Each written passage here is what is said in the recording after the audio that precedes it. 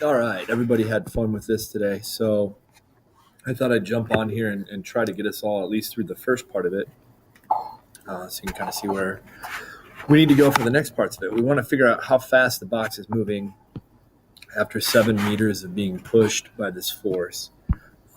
So we've got 800 newtons of force acting horizontally. It's a 100 kilogram box, so we're going to have slightly more force, 980 newtons FG down here. I guess I can call this SP. And then this thing's on an incline. And so you're going to have smoosh poosh perpendicular to that incline. And then it does mention something over here about a coefficient of friction. So it's going, the box is being pushed up the ramp. So we can go ahead and surmise that the friction is going that way. So I don't know the friction and I don't know the smoosh poosh, but I do know that 0.1 times the smoosh poosh would give me the friction. So I got to figure out that smoosh poosh, by gosh. You can do that a few different ways. You could do a force addition diagram. And so you're going to have the 800 over, the 980 down. And then if you recognize that this thing is going to be accelerating in the axis of the incline, and I guess I can go ahead and say it's going to accelerate up the incline, then I know that the smoosh poosh is going to have to bring things back over to the plane of the incline. So it's going to look something like this. It's going to have to be directed perpendicular to this. So my best poor drawing attempt at it's going to look something like that. Okay. And then within here, there would be some friction acting that way. And I'm going to get some FU up the ramp like that. Okay, so here's FF. This is the F smoosh push from the guy. This is the F smoosh push from the surface. And this is gravity. So you can go in and do some angle arguments. Here's the angle of the incline, 25 degrees. Friction and smoosh push are going to be 90. So this angle right there would be 90 minus 25. And that's going to be the same angle right here. So 65 degrees. The gravity is 980. That's 65. This is 90. This is 25 degrees. So you can triangle this out and figure out what this is over here. Do a little tan theta action. So tangent 25 degrees, that's going to equal the opposite. That would be that little segment. What do we want to call that? Let's just call it Bill over 980. Okay. Then I know what that is, and I know the total's got to be 800. So then this bit over here is 800 minus Bill. And then similarly, I know some triangle stuff there. And so I can figure out what the lengths of these two chunks are, and that's my smoosh poosh. Okay, so that's doable. Or the way I learned it, which is not always the greatest way to do things, would be to just figure out, okay, this 800 newtons here, let's decompose that into bits that are parallel to the surface and bits that are perpendicular to the surface. So I'm going to figure out this bit. I may eventually need to know this bit. So those are the bits that are parallel to the surface and perpendicular. Oh, come on, make the symbol. There we go, perpendicular to the surface. And then similar deal over here with the 980. I want to figure out how much of that is directed like that, perpendicular to the surface, and how much of it is directed like that. And if you look in here, if I make a little reference line, if this is 25 degrees, then that's 25 degrees. So this is 90 minus 25. This is 25 degrees here. So this side must be 980 times cos 25 degrees. I get that to be 888 newtons. And then this little bit over here, so this is 800.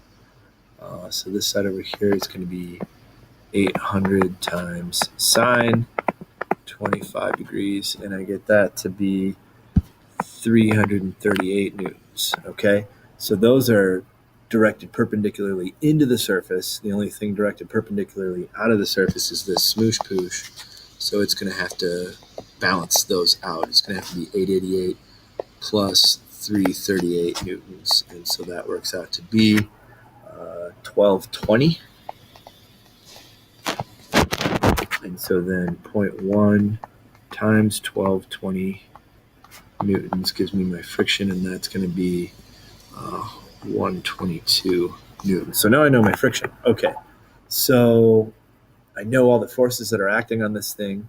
So the other thing I'm interested in is what is their direction relative to the motion of this thing. And the motion of this thing, it's not a force, I'm just saying the motion is up the ramp like that. Okay, I don't have any arrow that's purely with that arrow. They're all at angles to that arrow. Okay, so if we look at this 800 newtons here, okay, this 800 newtons, I can find the change in energy by taking the force times the distance that I move in that direction, and then I'm going to take that times the cosine of the angle between these two things. Okay, so my motion is along the ramp, and then this force is 25 degrees to that. So I'm going to take 800 times the cosine. Well, actually, let's take it 800 newtons times 7 meters moved along the ramp, and the angle between those two things is 25 degrees. And that tells me that the energy change due to that force acting on the box is 5,075 joules. Okay.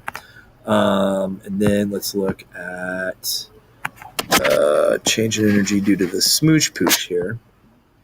So that force is 1,220 newtons times 7 meters times the cosine of the angle between the smoosh poosh and the motion, and that's 90 degrees there.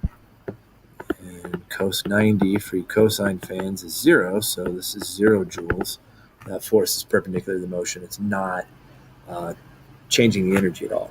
Okay, this friction force here, which I know to be 122 newtons, is opposite the motion. It's 180 degrees. So I'm going to take 122 newtons of friction times 7 meters times cosine of 180 degrees, and I'm going to get negative, where'd you go here, friend? I wrote you down, negative 854 joules. Okay, so like this person pushing on the box, that would sort of add to the motion of the box, but this friction is going to take away from it. There's going to be less kinetic energy in the end because of that friction acting the 7 meters. And then also, I can treat gravity this way. Mathematically, this is equivalent to other things we've been doing with gravity.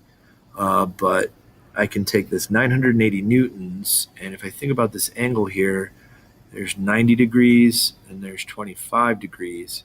So that total angle is 115 degrees. So if I go 980, Harding, yeah, that's right. Okay.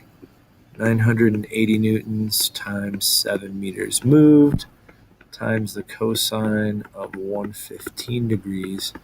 And again, if you think about it, if it's going up the incline, that's going to tend to take away from any kinetic energy it would have. So this ends up being negative as well, 2899 joules. Okay.